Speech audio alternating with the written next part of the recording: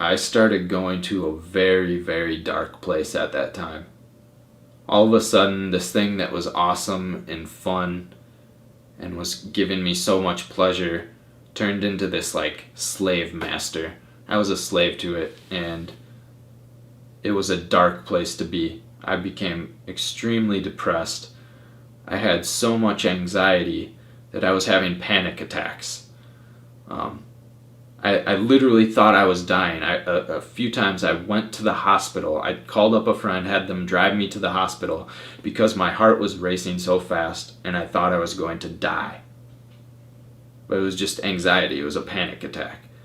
But that was happening regularly. I was starting to hallucinate. Even when I was sober, I would be laying in bed and I would see like these shadowy demon-looking figures, faces coming out of the wall and stuff. It was terrifying. I thought I was losing my mind.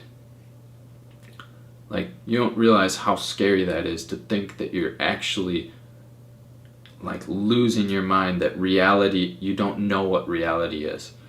So I was terrified. But in my like twisted, delusional state, I just thought that the drugs were what was gonna like make me feel better. So I kept going back to that. I'm like, well, this is how I'm gonna fix the problem by doing more of it. And it was insane, but that's what I kept doing. God had to have been watching out for me, even though I completely rejected him. I was an atheist at this point. I made fun of people that believed in God. Yet, somehow, I didn't end up in prison. I didn't crash my car and kill someone. I'm still alive, and so he was watching out for me even in the midst of the worst of my sin. A friend invited me to go test ride some dirt bikes, and I hadn't rode for a while, but I was like, yeah, that sounds awesome.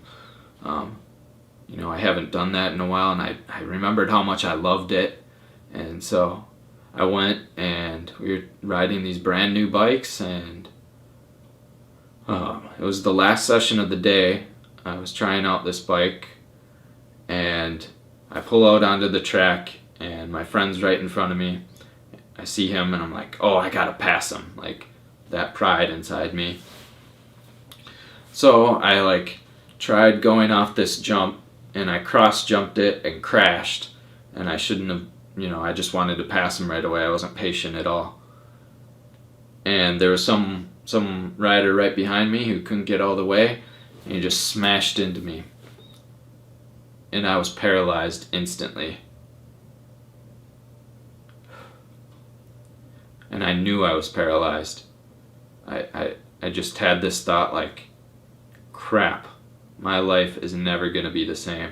I don't even think I want to live right now. And it was the worst pain you can possibly imagine. I don't think you can even imagine it unless you've been through it. It was so painful. I just wanted to die. And so I was airlifted to St. Mary's Hospital, part of Mayo Clinic in Rochester. And one of the last things I remember hearing is, you might not make it through this surgery.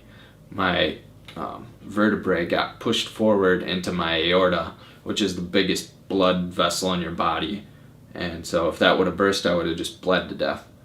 So that's what I went under thinking about. And at that point, I was just like, well, if that's it, that's it. Whatever.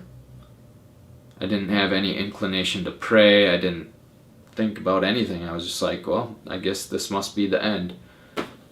But I woke up, and I had to go through a couple months in the hospital. I had a crazy infection that I got at one point, and had a super high fever and all this pain, and they didn't know what was wrong with me. I was getting tests done every day on me, but I made it through it. And I spent a lot of time by myself. I had neglected so many friends and family for so long that, my parents were there, and there were people that started showing up, and I noticed that, but there was also a lot of time I spent alone, and I was angry, worried about the future. I felt like everything got stripped away from me. I couldn't go play sports anymore the way I used to. I couldn't just be spontaneous. I had to plan everything out. And I got home and this mentality kept up, and I was still living in my old ways a little bit. I pretty much stayed sober. I smoked pot a couple times to try and help with some of the pain I was having, but I pretty much stayed sober from that point on, which was a good thing. But again, there was nothing to fill that void that was left by that. I had been covering up any pain I was in with drugs and alcohol and pornography and sex and all this stuff for so many years that when it got stripped away from me, I was like empty and depressed to like an extreme level. So I started trying to fix this. I started getting into spinal cord injury advocacy to try and like find a way to make myself the way I was again. I started reading self-help books and trying weird things I found on the internet, like new agey sort of stuff, and none of it was working. And then randomly one day I just had this inclination to start reading the Bible. I downloaded a digital copy on Amazon, and I just opened it up, started at page 1. Okay, here we go, Genesis. I'm going to read through it. And I had all this time. I was stuck at home anyways. So I started reading, and my heart started softening up a little bit. I started being open to the idea that God existed. And so I kept reading and reading. Sorry, my camera died off on me again. It does these like 20-minute bursts for some reason. But anyways, so I've been reading the Bible, and then one night I had this dream. And in the dream, I was like reliving a lot of the bad things I had done, and I felt like I was being accused of them, like I was on trial almost, and there was like this heavy weight of guilt on me. And there were like demons chasing me. There was like this, I remember this half man, half bull sort of figure chasing after me, and it was terrifying. It was a nightmare. But all of a sudden I appeared in this like peaceful sort of garden area. It was bright and green and just very lovely, and I see this gravestone with the Celtic cross on top and a bright, bright light shining from behind it. And I just went up to it and I said, "Okay, God, I give up. I need the help of Jesus Christ." And the very instant I said his name, this just wave of cleansing went off inside. All of that stuff just disappeared. It vanished instantly. Like the instant I said his name, it was just gone. And I knew who he was. I didn't see or hear anything. I just knew. Whoa. Like, you're him? Whoa. I was blown away. It was so powerful. And I woke up and I'm like, what was that? Like, that wasn't a normal dream. I'm freaking out. I'm like scared and excited and full of all these different emotions, and I can't sleep. It's like 4 a.m. So I just go to the Bible and I pick up right where I had left off. And it happened to be Job 33. And at the beginning there's this passage. It goes, "For God speaks in one way and in two, though man does not perceive it. In a dream, in a vision of the night, when deep sleep falls on men, while they slumber on their beds, then he opens the ears of men and terrifies them with warnings, that he may conceal pride from a man. He keeps back his light. He keeps back his soul from the pit, his life from perishing by the sword. I was just like, that's what just happened. And I started weeping. I'm like, this is real. Like, Jesus is real. And so I don't even know what to make of this. But I have hope for the first time in a long time. In years, I felt like this was the first real hope I had. And so I'm going through my day, like, just can't stop thinking about this, and I happened to see a picture my cousin posted on Instagram. It was in dedication to our grandpa who had passed away exactly 1 year earlier on that day. So I'm like, that's kind of strange. I saw this gravestone in this amazing dream I had. What's going on? And I talked to my mom about it and realized the exact time I woke up from my dream was the exact time my grandpa had passed away. So I'm like, what's going on here? This is strange. And I had never been to his gravesite, but I went that day. I'd never seen it, nothing.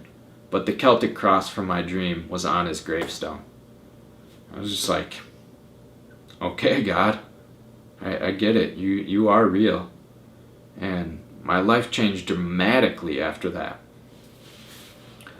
At that point, all I had was reading the Bible, but I started praying, and I believed he was real from that point on. And so I started seeking him, and he answered those prayers. I prayed for friends, and he gave me friends. I prayed for a church, and he gave me a church. He just helped me through so many things. He started freeing me from the addictions I had. I stopped looking at pornography. Like, haven't looked at it since. I have been sober like this entire time, and I have no urge to use anymore. He just freed me from these things that had been tormenting and enslaving me for so long. And he just works exactly as the Bible says he does. Like, he frees the captives. He sets the enslaved free. It's like, it's amazing. And even though I'm in a wheelchair now, like, I'm paralyzed, a lot of people think my life must be worse, but my life is so much better because I have hope. I have hope of a future, and I have hope of eternal life with God. And I don't have these addictions, these things I'm enslaved to anymore. Yeah, I'm not perfect. I screw up a lot. A lot of the habits I picked up are still with me, and I hurt people sometimes. But I also have a relationship with Jesus now, and he says we are new creations in him. I feel like a new creation. I feel like he completely transformed me. And I just want to make Jesus known to people. I want people to see how he can change their lives, your life. That's why I'm sharing this story. Some of that is very personal stuff that, it's embarrassing, and I feel bad about it, but the only reason I'm bringing it up is so that you can see that even the worst of people, the people who have done terrible, terrible things, no matter how far gone you are, Jesus can still heal you and transform you and give you new life.